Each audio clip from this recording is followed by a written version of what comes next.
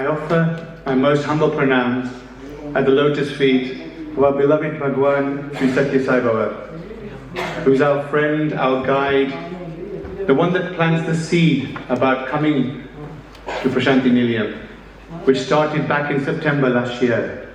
And since then our journey started, as we all know, and it's coming up to obviously the end of the pilgrimage, and so much has happened, not just here but before. The sadhana meetings obviously we had, the practices. I remember the children coming every weekend, and Oxy School became our second home, with everyone coming there on the weekends. And what a wonderful week we've had as well, and still not over. And I think when we think that Swami has filled us with all the love, he continues to shower us with so much more love. We started obviously with musical programs, the dramas, the different talks, the offerings, the different service activities as well. And it's wonderful to see so many children, 108 children being part of the pilgrimage. Numbers getting more and more. And then we thank Swami, because it's him who inspires us, it's him who chooses us, it's him who picks us to be here as well. And what a wonderful program we had today. The children were absolutely phenomenal.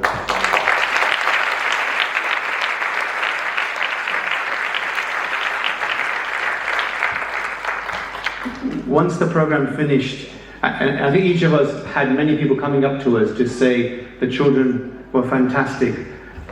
The drama was simple, colourful, but the messages were perfect. A reminder to us all. Nothing new, as Swami says. All his messages are very simple. He makes it so much easier for us to understand, to digest and to take away. And here are some of the children obviously from the drama as well. And it's lovely to see a full hall, or nearly a full hall, coming up now as well.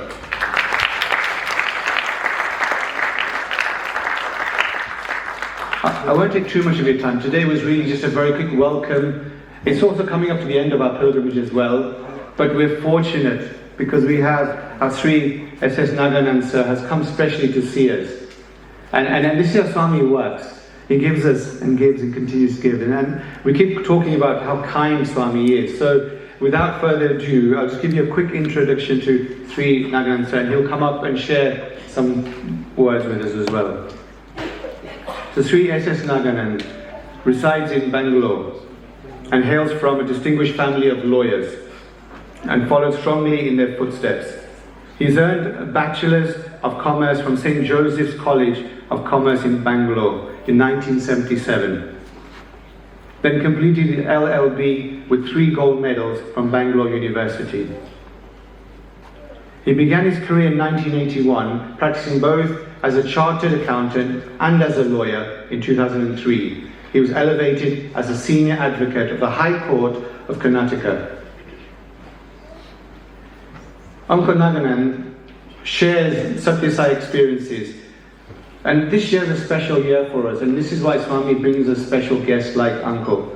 So without further ado, I'd like to invite Uncle Naganand to the stage.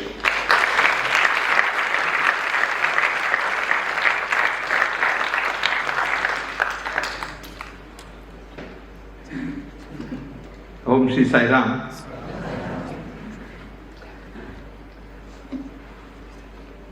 My most humble and reverential pranams at Bhagwan's divine lotus feet.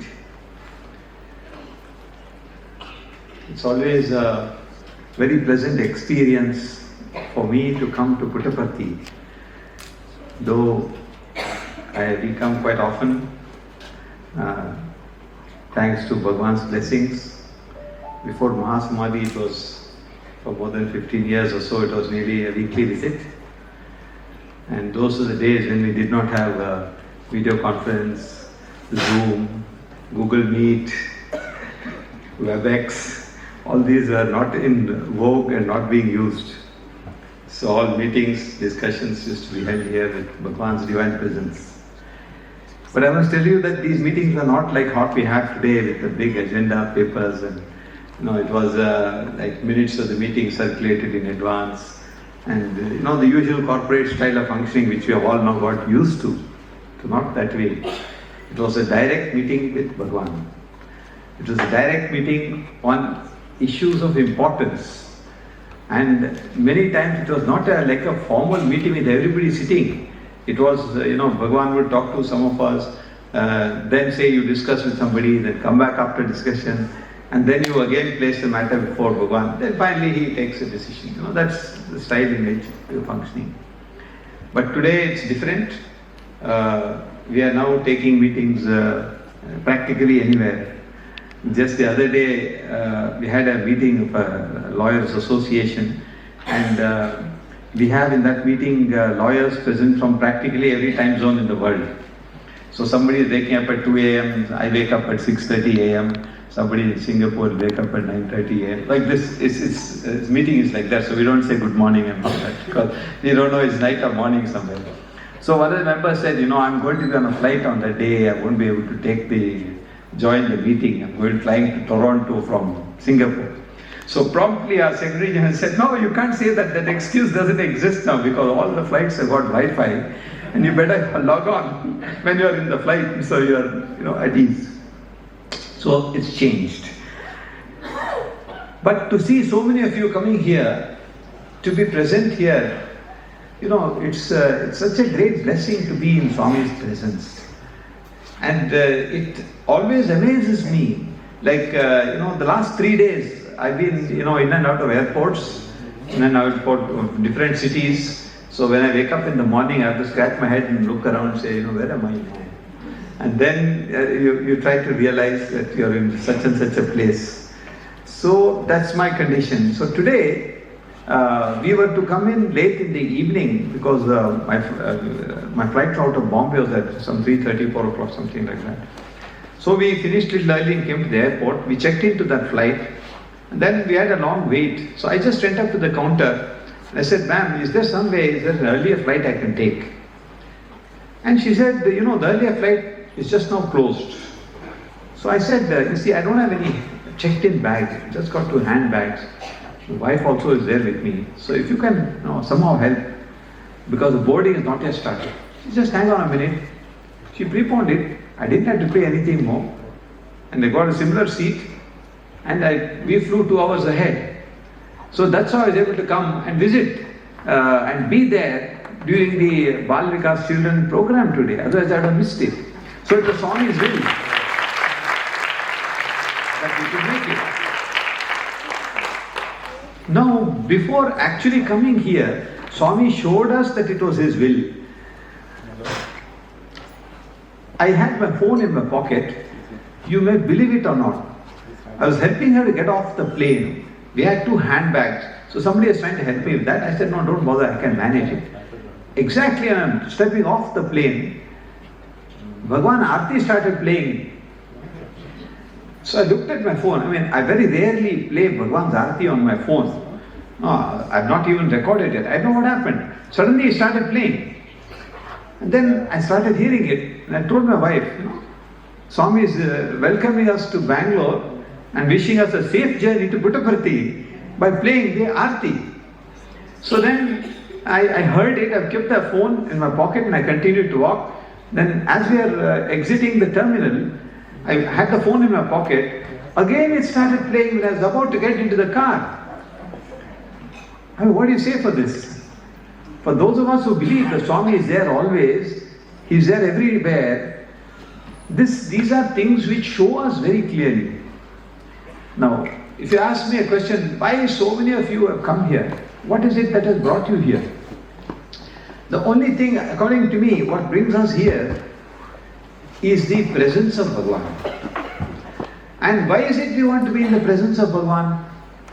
Because we feel a sense of spiritual elevation. The minute you are sitting in Kulwant Hall or in Swami's presence, anywhere in the ashram for that matter, there is a kind of peace that envelops us. We are always agitated. I am yet to come across a person, unless he is a very realized Jivan Mukta, sannyasi, who says, I never get angry. I never feel, agitated. Nothing upsets me. To reach that stage, it is called the Turiya Avastha. Among the sannyasa paddhati that we have in our country, a sannyasi can also be a householder. You know, there are 4 ashramas, no? Brahmacharya, Grihastha, Vanaprastha, Sannyasa. So you have to progressively go. So when you go to the last ashram, though you might have had a family, it recognizes that you renounce the family, you perform your own last rites, because after you renounce, you are no longer part of the family. Somebody is not my son, so my son cannot offer any oblations to me because I don't belong to him, I belong to the world. So that's how it is. So when somebody has reached that stage, you may become a sannyasi by wearing ochre robes. In fact, in the Bhajagovinda Stotram, Swami has often repeated that also. In the times of Adi Shankaracharya, that is 1300 years ago, he said, you will find people who will have mundan, who will have a jata, who will be wearing ochre robes, but don't take that as face value. You have got to see whether he is a real guru or no. So that is the caution that was given. So when you have reached that stage where nothing matters to you, then it is possible for you to say that nothing disrupts me, nothing upsets me. But we have not reached that stage. So what exactly are we supposed to do? We have to come and get our batteries charged. We are all now aware of electric vehicles, right? It has a kind of a running time or number of kilometers. So you look at the meter. So all of you are looking at the meter. You come here now to get your batteries charged. So please get them fully charged so that it can run for another 2 months, 3 months, 6 months, whenever Swami calls you here. Now, apart from being in the immediate presence of Swami here, what exactly is it that we are looking for? Why do we come to Bhagwan? I would look at it like this. We come to Bhagwan because we want to listen to his Upadesha. If we don't listen to Bhagwan's Upadesha, it's like going to a teacher and telling him, sir, I want to just be sitting here. I have no interest in the subject you're teaching me, but I'm just here to time pass and I will go away. What is the use of that? It's no use. Nobody has time like that to pass today. So if you go somewhere, you're going to go for something. So when you come here and you're sitting in Bhagwan's presence, you have to start reflecting. And you have to start thinking. The Navavidha Bhakti you will all have heard in Swami's discourses, Shravanam, Mananam, Nididhyasanam. Now the 9 levels at which you have to go. So we have to do that Mananam. First Shravanam is to hear, then Mananam is to think about it, then Nididhyasanam is to concentrate and look into it. So we are trying to go in that path now. That is why we are here. So what does Swami expect of us to do? How can we live Swami's words? How do we follow his teachings? How do we become what Swami wants us to become? That's the idea of coming here. No? So we come into a classroom to learn calculus, differential equations, trigonometry. And to do that, you have to concentrate, pay attention and follow. Now, Swami often said, Kalisi melisi perugudam. You know, that expression in Telugu is a beautiful expression. He says, let us meet together, let us mix with each other, and let us grow. Literally, that's what it means. Now, where does this come from? You know, the ancient Indian spiritual heritage that we have, one of the earliest Vedas is the Rig Veda. And there's a mantra in Rig Veda. So beautifully it captures this. I will not chant all of it, but I will chant first verse and then I'll explain to you how beautifully it says, it is a prayer. We are all praying to God. Swami has told us something and we are now going to pray to him. What is it that we are going to do? Om Sangachatvam Samvadatvam Sambho Manansi Janata Deva Bhaga Yatha Purve Sanjanana Upasate. This is the first verse of the mantra. I will continue. Simply what it means is it's a prayer. Let us all assemble together. Let us all speak together. I'm sure all of us were waiting downstairs. Nobody was speaking about the latest Broadway show or West End show. We're talking about Bhagwan. We're talking about ashram. We're talking about the wonderful experience that we had here, the children's program that we saw. So let us speak together. Let all our minds be in harmony.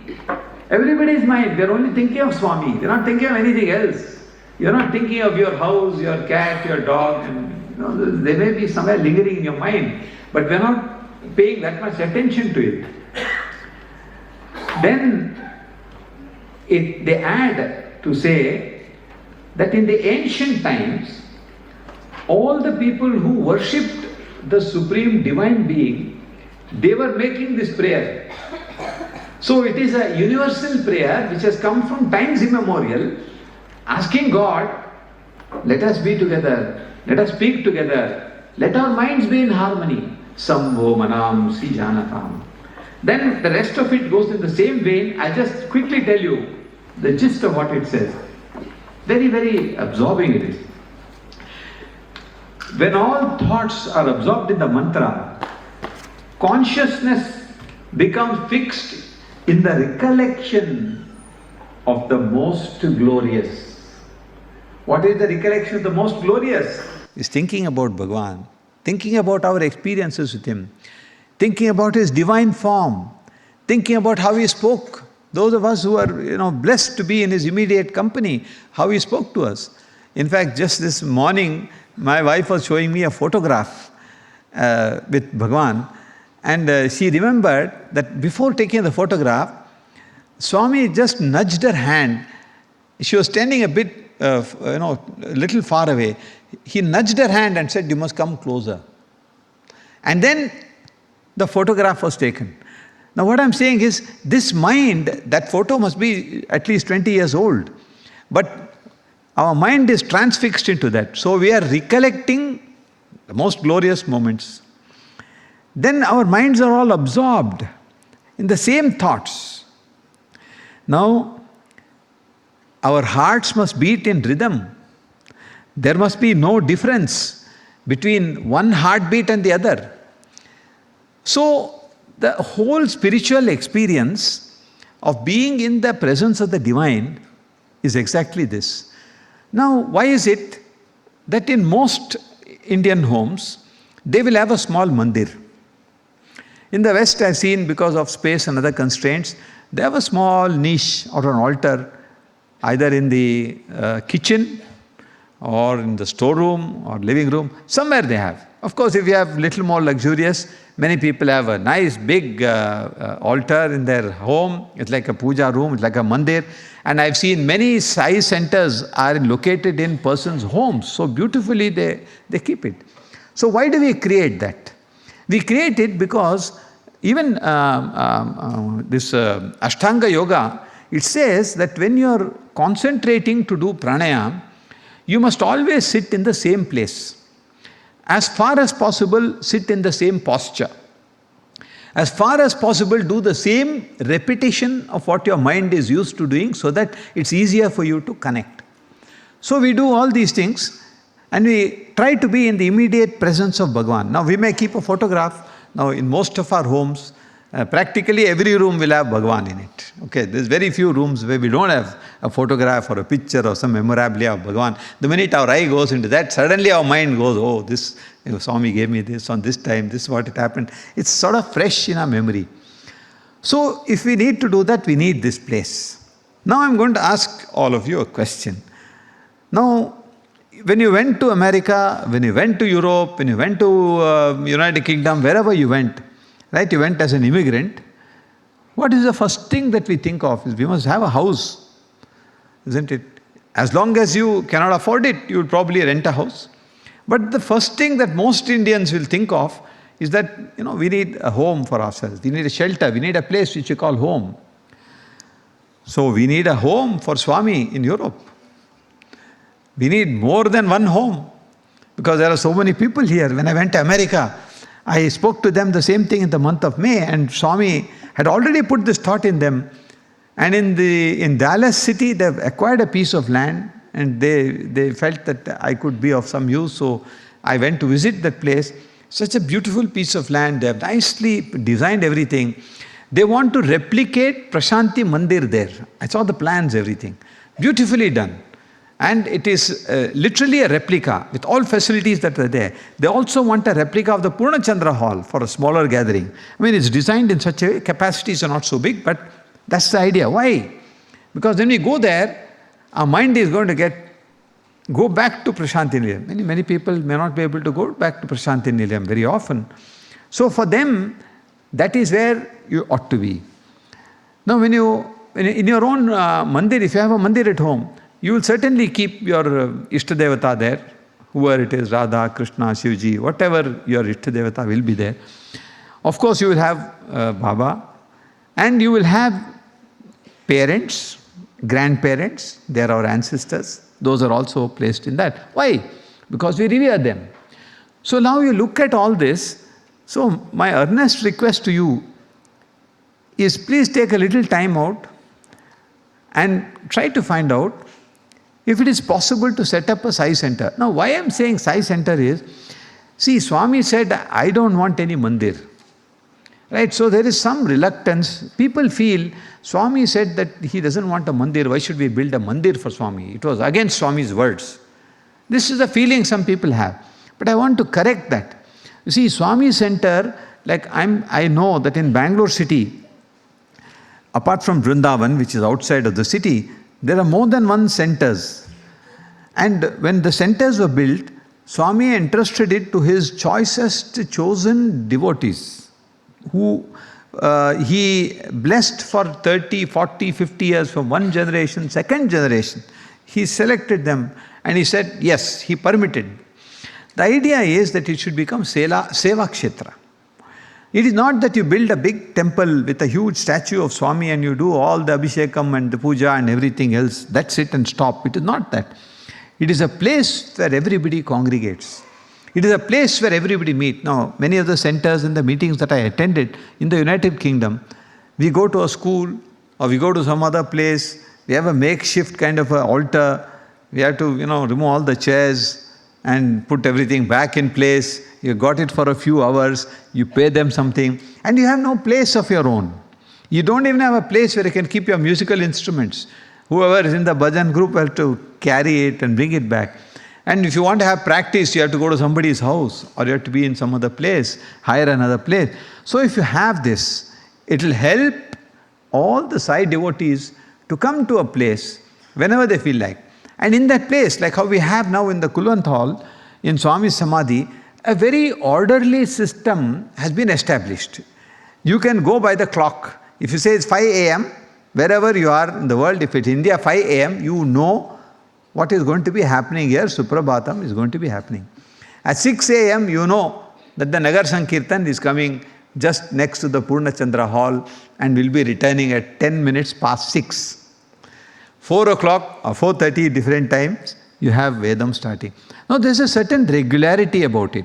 Again, it is important, Swami also used to emphasize on this. How much ever time you want to give, you give that much time. If you can give only 10 minutes, it's okay, give the 10 minutes. In fact, he used to jocularly say, if you have an appointment with a dentist, will you ever be late? You will always be 10 minutes ahead, thinking that my pain will be relieved 10 minutes ahead if the doctor sees me in advance. But when you have an appointment with God, it's okay, I'm late, no, it doesn't matter. Little bit time is okay, God is not so busy, he can sort of wait. That is the attitude which we have come to adopt. So Swami said, no, appointment with God is as important as everything. And even if you go by the ancient scriptures, now they say you must do Sandhya Vandanam. Swami always used to say you have to do Sandhya Vandanam. You have to chant Gayatri Mantram. Now there is a time for that. The time for that is, Sandhya means it is the period of dusk or sunrise just before the sun actually comes out. That is the most auspicious time when you are supposed to elevate your mind with thoughts about the divine. So you clear your mind, and there is a particular ritual that you do, cleanse your mind first. Then you do Dhyana Shloka. And all of you know the Dhyana Shloka, no? Mukta Vidrumahe Manila Dhavalachyayehi. Every mantra has got a Dhyana Shloka. So the minute you chant the Dhyana Shloka describes what you are seeing. Okay, now when you chant it and you understand the meaning, your mind is imagining it and your mind is concentrating on that form. Hastindrananam Induchudam Arunachayam Trinetram. Description of Ganapati. Hastindrananam. Anana is face. Hasti is elephant. So I am now looking at the face of elephant, at a person whose face is like the elephant. So when you start chanting it, then your mind goes there. Thereafter you go to the mantra. So the same way, when you have a kshetra of your own, when you have a place of your own, where young people can come, they can do Bal Vikas, they can do so many other events, you can do Narayan Seva. In fact, all the Seva Kshetras in Bangalore, the two main centers, their main activity is doing Seva. No, they teach, take special classes for poor children from the nearby poor areas. It is free service. Now, these children go to school, but they have no tuitions. They can't afford tuitions, so they provide it for different subjects, for different classes. So these children come there. Then, incidental to that, they learn, become Bal Vikas kids. Then for little older people, for the young adults, there is an occasion, there is an opportunity for them to come and participate in activities there. They will plan it. So I think my endeavor is to plead with all of you to please think about it. I think it's very good to have it. And the reason is, it is not for us to do, this Seva Kshetra is not for us to do something for Swami. It is for us to do something for the society. Now we saw in the play how beautifully the children portrayed that when Mother Ishwarama asked, she didn't ask anything for herself. She said, children are in difficulty, mothers are in difficulty, there is no medical relief, there is no water. So she asked for them. So this center is for the whole society. It is for people. And why did Swami speak so many years? Why did he give so many talks? Why did he give so many discourses, so many interviews? And so many books that he wrote by his own hand. All the Vahini Swami wrote by his own hand. In Telugu he wrote it himself. Mr. Kasturi Bhargav, Professor Kasturi translated it into English. So what I'm saying, it was an incessant flow of knowledge. And when Bhagavan comes down to this earth, why does he come? I mean, all of you are familiar with that famous sloka from Bhagavad Gita, no? Yada yada hi dharmasya glanir bhavati bharata abhyuktanam adharmasya tadatmanam srujamyaham. Whenever dharma is in little bit of difficulty, it's my duty. I have to come down. And what do I do? Next sloka says, Paritranaya sadhunam vinashaya cha dushkrutam dharma samsthapanarthaya sambhavami yuge yuge. Now what does that mean? Paritrana is to protect. Whom do I want to protect? Sadhu. Sadhu doesn't mean a person wearing ochre robes. In the context in which Bhagavan is saying that, it means anybody who is a good person is a sadhu. So if you are a good person, then in Bhagavan's eyes you are a sadhu. Now in Kannada we have expression, auro sadhu prani, they say. Prani is any animal. Okay, when they are referring to somebody, human being, who is very, nek admi, very simple, very, unostentatious. No? They say he is a sadhu prani. Means, sadhu is used in that expression. So to protect them. Then, vinash kisko karna hai? Dushkurt karne wale na. That Gandhari said that, no, just yesterday I was reading one sloka from Mahabharata. She said, when they told Gandhari, mother of the Kauravas, that all your 100 sons have perished in the Kurukshetra war. Imagine a mother's plight. She says, 100 kids all gone. So she says, Duryodhana was a person with bad intentions. And then she says, where yato dharmaha tato jayaha. Where there is Krishna, there is dharma. Where there is dharma, there is jaya. That's what she said. So now that means, if you are good, then something will follow. What is it that will follow? What will follow is your own peace of mind, your own welfare, well-being. So when Bhagavan has come down with these two twin objectives, and he has incessantly spoken to us, the least that we can do is for us to play a role in spreading this word to society. I am very happy, as Shitubai pointed out today, that there are many people who had drifted away, who are now wanting to come to Swami. That means that desire has come within them. And what is it that we have done? We have only nudged them by saying, you want to come to Swami? Please come. You're welcome. You're always welcome. Swami always used to say, I never invited anybody here. All of you came. No invitations are printed for any functions of Swami in all my years of experience here. Only one invitation is printed. It's a formal invitation for the convocation of the university. Because the university convocation is a formal statutory event which takes place according to law. So for that you need to have an invitation. Swami's birthday, no invitation is printed. Any other function, no invitation. Why? Because Swami said, this is your house. You have to come here. It is for you to come here. So you can come anytime you want. Therefore, this is your house. So I don't need to invite you. Often, they say you have to welcome somebody. I say, how can you welcome somebody to your own house? No, you can't do that. So it is your house. So this is your house. So like this, the society around you must feel that this is our house. This center is our center. This is what we should do. And that is one thought that I would leave with you, the leaders in your zone and others, to please consider it and take. I thought I will say, what does Swami expect of us? Swami often used to say, I don't expect anything. I expect you to be my messengers. In the sense, you live how I have told you to live. And for that, often Swami said, Trikarana Shuddhi, he always used to talk about, Kaya, Vacha, Manasa. There must be unity, harmony in these three things. What you say, what you think, and what you do. And he said, when all three are together, you are a Mahatma. When there is divergence, then you are a Duratma. That means you are not a right person. Therefore, let us imbibe Swami's message. Let us try to implement it in our daily lives. Some of us have the concept, morning 9 o'clock I sit down for puja, I finish all my puja, and I finished, I shut the door and I come out, and I have left everything behind in the puja room, mandir mein. And all these things I have left there.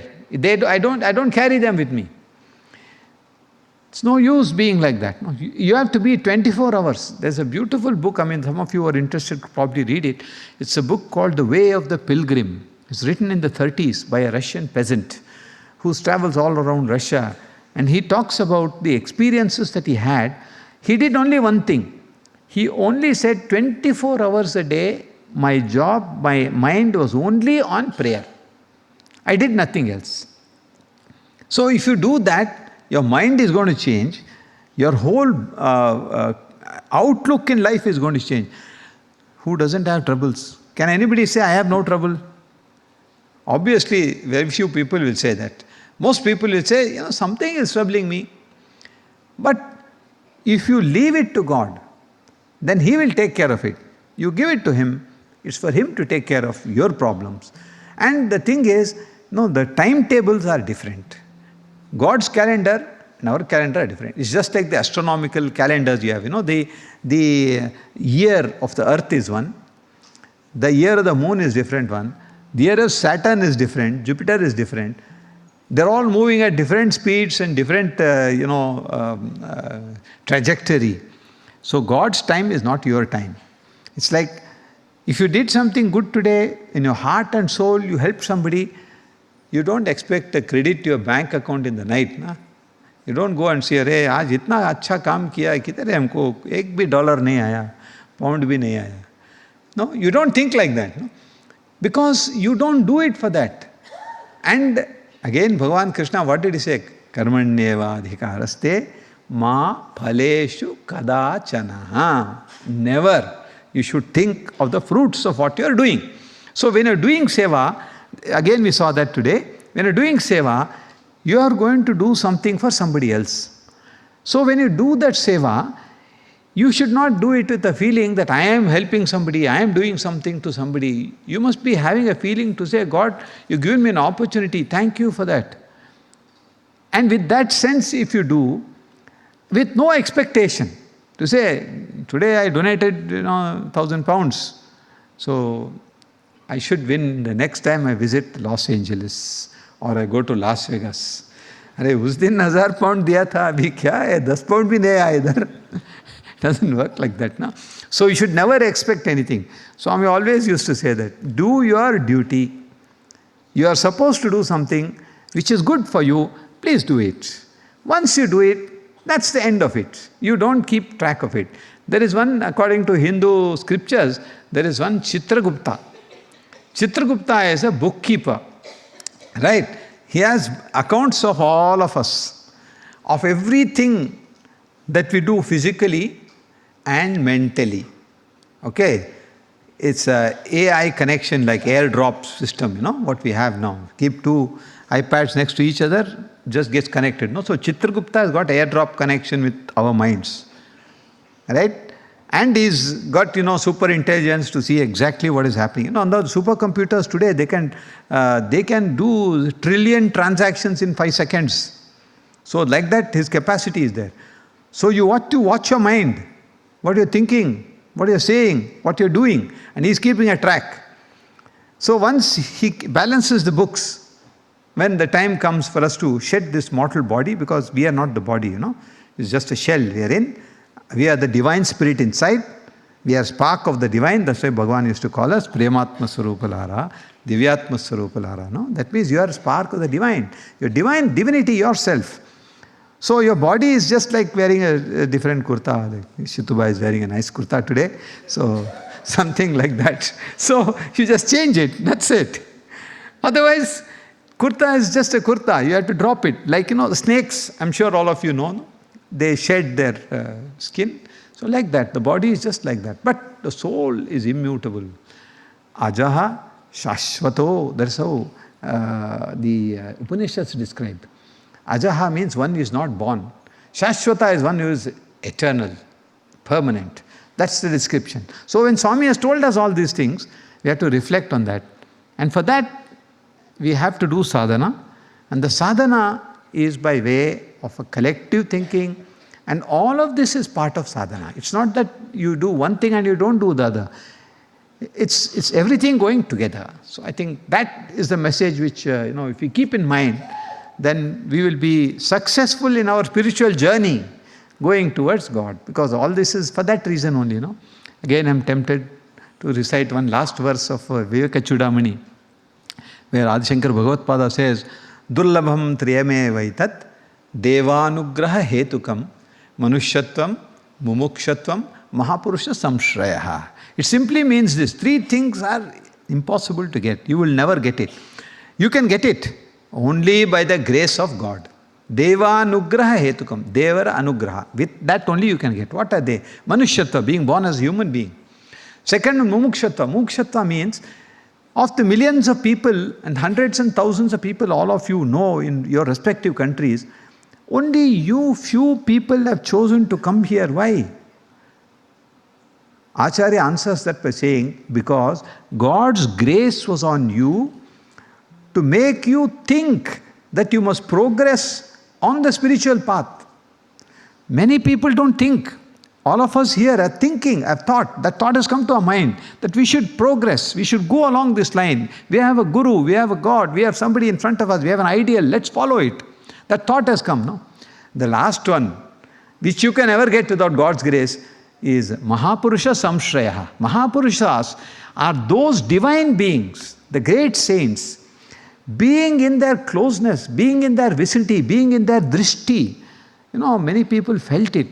Bhagwan, when he came for darshan, the minute he just paused in front of somebody and looked at that person, he or she would feel that Swami has cleared me of so many janmas, karma. There's nothing that is left for me to worry about, apart from clearing all your physical ailments and all that I'm saying. So the thing is, being in the company of the divine is something which is also possible only by God's grace. So because Swami willed, we are here. If Swami did not, will that, I would not have witnessed the drama. I would not have come. Actually, we were supposed to come one day earlier. Again, just see how drama Swami plays, I had to go to Delhi for something. And that was fixed in the previous day. Our flights was booked. We had to go to Bombay and then from there to come here.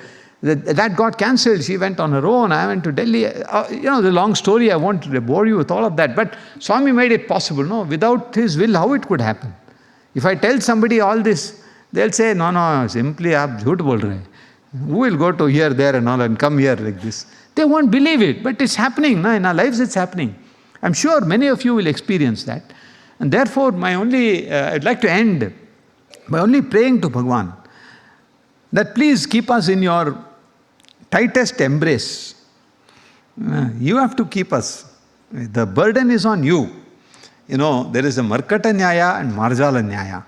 How Markata is a monkey. Okay, how does the young one of the monkey take care of itself? It has to cling to the mother. Whereas Marjala is a cat. The kitten has no knowledge. It's the mother who catches it by the neck and takes it everywhere and looks after it. No?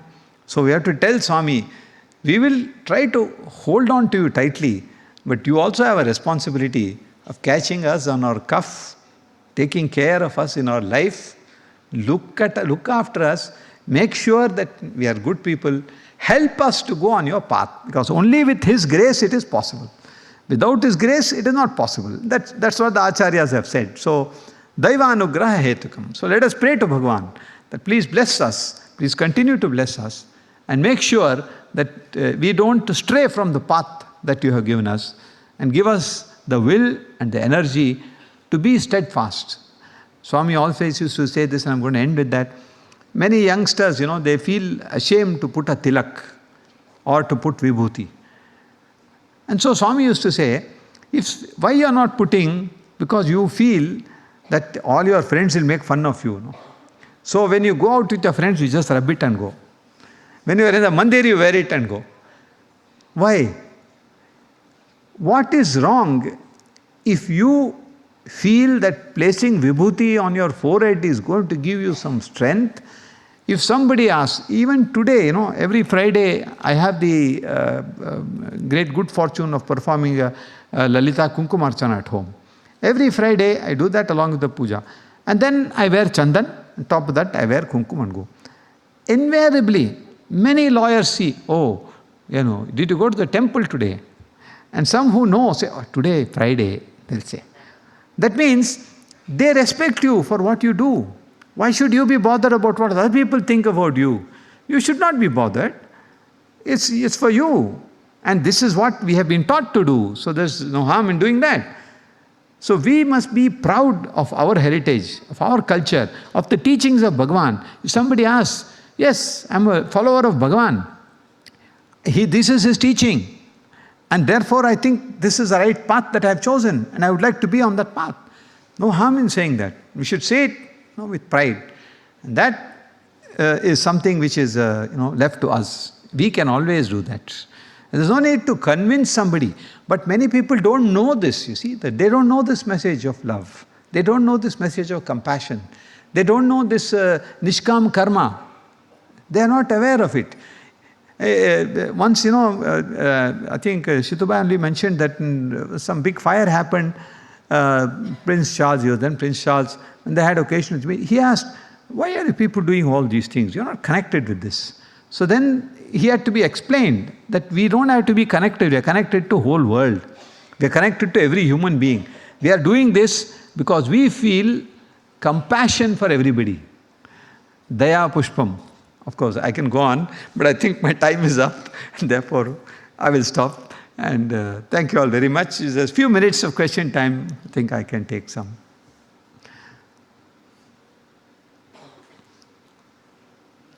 Somebody in the audience will have to just stand up and talk loudly. I think they may not be having those hand mics there.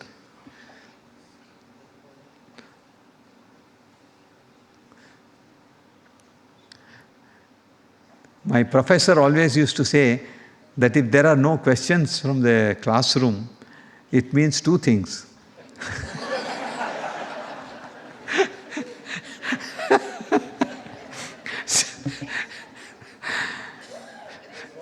Yes, sir, please. You mentioned Sandhyavadana and Gayatri. And my question is, there's two mixed views that you have to be initiated to be able to do Gayatri. And I'm assuming the majority of people possibly aren't. What would be the advice on that?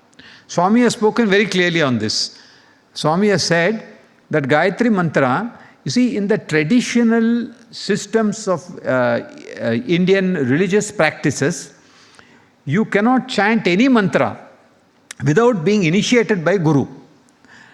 Now, Swami has made it very clear. In fact, even the chanting of Rudra, chanting of Vedas, they are prohibited. You can only do it if you have finished your this Janevu Samskara, no? What you call it? It is called Upanayanam. We call it Upanayanam. So only if you have had Upanayanam, you can chant. But Swami made it very clear. He said, if you want, you do it. It's not that that ritual is not necessary, or you should not do it, or you may excuse yourself. It is good to do it. If possible, please do it. That's why he organized so many Upanayanams. But that has nothing to do with your chanting. Ladies chanting, he said, certainly you can chant. It is prayer. So there is Om Namo Bhagavate Rudraya is not the province of only the men. So the women can certainly chant it, is what Swami made it clear. Same thing with the Gayatri Mantra also. He's made it very clear. In fact, he has himself given Upadesha in public discourses. To say, yes, I am going to give you Upadesha, please chant it. So in our Sai fold, I belong to a very traditional family setup, okay, where we have, all the religious requirements of Upanayanam, then Mantra Dikshe, all of that. I've been fortunate to get Mantra Dikshe also from the greatest of gurus. But the thing is that was in my capacity in that family setup. But when you are in Swami fold, I think the answer is very clear. There is no restriction on chanting this. The only thing is, I would say, these mantras are very powerful. There's a fantastic book called Mantram Handbook, written by Ekanath Ishwaran. I think late Mr. Ishwaran passed away, I think 3-4 years ago. He was a professor who used to live in the United States. He's written a series of books. Please get hold of that. Mantram Handbook, it is called. It's a short book, very small one. And you will get an analysis of the object of the mantra and what happens to it. So if you want to worship it in the traditional way, they say that in the traditional way when you worship it, its benefits are manifold. If you don't do it in the traditional way, it is not that it is prohibited or that it doesn't give you any benefit, but it may not be as powerful as you would do it with the ritualistic way you do it. That's the only distinction that I have understood.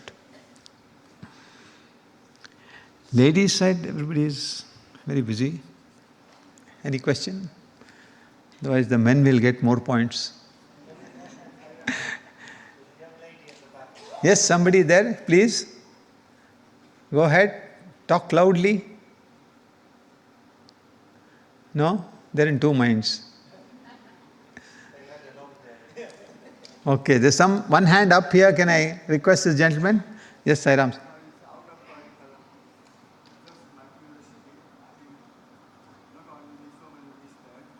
Little louder, please.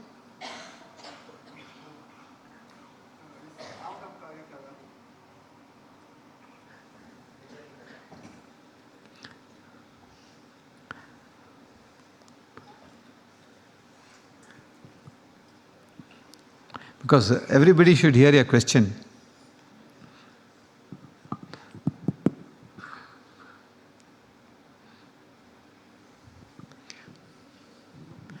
Sairam, please don't take it wrong. It's a simple bhola bhala question out of curriculum. I think so many people, they keep this wish. Baba told that he will come being Prem Baba, Prem Sai. And I'm thinking, I'm now nearly 70 years, coming, that I will get chance to get the darshan of Prema Sai or not.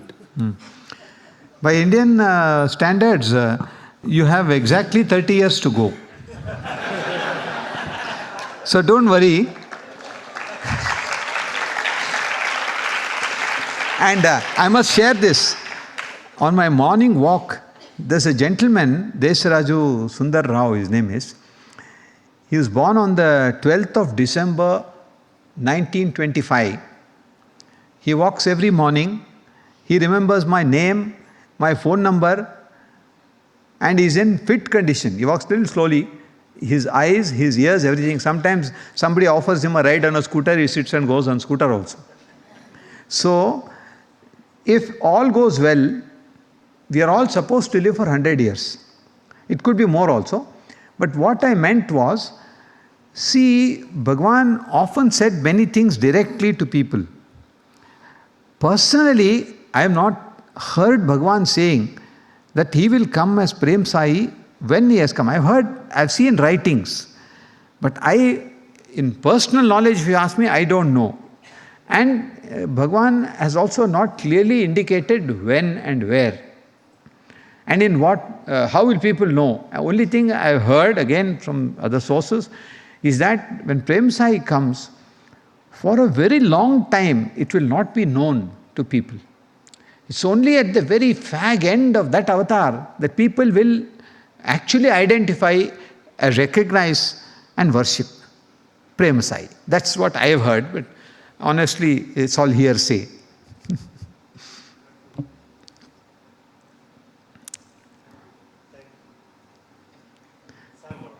Saram, Yeah. you mentioned, or you sort of recommended that we build more Sai mandirs or centers back home, like purpose-built centers. But is that actually a good use of resource, given that in your analogy, when you talk about Prashanti and the power and the energy, in Prashanti, like you said, there's regular bhajans, regular Vedam chanting, and that's just a function of the place that it is and the people who come here. But whereas back home, it's very different. So is that actually a good use of resources, given that typically in most centres back home, it's quite hard to even fill a bhajan hall for once a week, let alone 3-4 times a week? Would it not be better to use that money for, say, seva or something else? I can only answer that by giving you the illustration of the chicken and egg. Which came first? If you have a place, you will have people who will find time. There are always senior citizens, there are vacation periods, there are somebody who is not fully employed, who would like to come and start some activity, help some students. It need not be full time. People know the facility is there, right? If you know it. And if the society around feels that this is going to have use, because we have a big problem with moral standards, with so many other issues of drug and things like that in different parts of the world, So if you have a center, a simple counseling center, now in our hospital, we have 3-4 very senior people who are retired, but they come for counseling patients. There also you'll have patients who go through your National Health Service and others. They have their own problems and they don't have this elaborate counseling there for them. So if that is the felt need of the place, set up a small office, get a few people to come and man it. Like what I'm saying is, if you have that, it is possible to plan many things. Otherwise, you have to first think of where to do it, who will do it. So the inertia will set in. So resources, see, there are people who earn $5-6 billion a year. And there are many of them. Many of them are giving huge sums in charity. They are not giving any money to their own kith and kin. Money is going for good cause. So if you are going to go to a good cause, and if they are convinced that this is what you're doing, I'm sure money will come. You don't have to worry about money. It's our will. If you take one step forward, God will take many towards you. So I think it's, I wouldn't consider it as a waste of resources. It's a center you have created. It's a community asset. I remember many years ago, I went as a young person to a small town called Dewsbury in Leeds, very close to Leeds. And in Dewsbury, one of my friends was living there, and he was permitted to stay in one of the council flats because his friend was unemployed, legally, not actually, and he was given this council flat. So my friend was his friend, so he used to stay with him whenever he went to Dewsbury. So there was a community center there. And once or twice when trying to go to the tube station, we saw what it is and we just walked in. They told me they give some, very subsidized meal here and all that. So we went and had a look at it. A lot of Gujarati speaking people were there. All maybe middle class, lower middle class, some Muslims, young people, older people and all. They come there, had a meal, 1 pound or something was a meal, or 2 pounds, I don't remember. So that was the need of that place, which was funded by the council. Now, if you feel that something like that is to be done, for example, in India, there are 2 institutions. One is called Adamya Chetana, another one is run by this ISKCON, where, they feed, give midday meals to large number of kids. Now, as you are aware, you might have seen, Satyasai Trust in association with the Andhra government, Andhra government said that large number of school children are coming to school without eating anything. They don't have breakfast also. Nothing to eat. They come on empty stomach. So the government felt that we should do something. So they asked the Central Trust, we partnered with them, and we provided the monetary resources to procure ragi and jaggery. And ragi and jaggery, they make it into a kind of a smoothie. And that is distributed every day at a particular time to 40,000 schools. Now, it needs some infrastructure for that. So Central Trust has assisted some of that, procurement, all those things have been done. So what I'm saying is, if in that community this need is there, you can think of it. Recently, last year or so, we were driving in Canada to go to a place on a particular road. We were driving, my wife got shocked. She said, "Oh God, where are we here? I think we shouldn't have come to the city." So the driver heard us and understood our Hindi, I think. So then he told us, no, don't worry. Only this road is full of this type of people. They are homeless and they are here. But the place where you're staying, you won't have any such problem. Don't worry. Our concern was not whether where we are staying is a problem. Our concern was, see these people, how do they manage? So if you have a center, you could possibly think of something to do for them. So I urge you to consider that.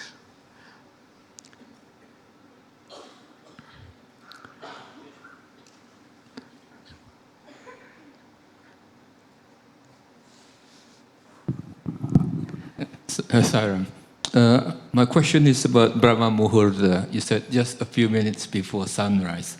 That means over 12 months period, you got winter, summer, we have to wake up at different time every day. Correct. Brahmi Muhurta and Sandhya Kala are different. Brahmi Muhurta is more or less 3 hours before sunrise. So it's in Indian time, most of the time it's around 3 to 3:15, 3:30. That is the range of Brahmi Muhurta. But Sandhya Kala for doing the Sandhya Vandana and the Gayatri Japa is when the sun is just about to rise. So I agree with you that will change with the seasons. It has to change, it will change. It is supposed to change also. That change will happen. And you have to adjust your clock. Thank you. Is there anything else? Quickly.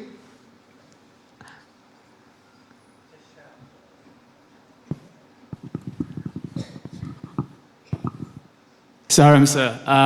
As we know, the vast majority of Swami's teachings are centered around Advaita philosophy. Can you share 1 or 2 anecdotes, personal experiences where Swami has condensed that into something that's really palatable, particularly for this day and age, this sort of audience that you have, Saram? If you read Swami's Upanishad Vahini, you will get a number of illustrations. In Kathopanishad, there are, in fact, late Mr. S.V. Giri, who was one of our trustees, member secretary and all, he's written a small book called Sai Upanishad. I think it is available in the bookstore here. And Swami actually guided him in the writing of that book. Of course, he based it largely and entirely on Swami's Upanishad Vahini.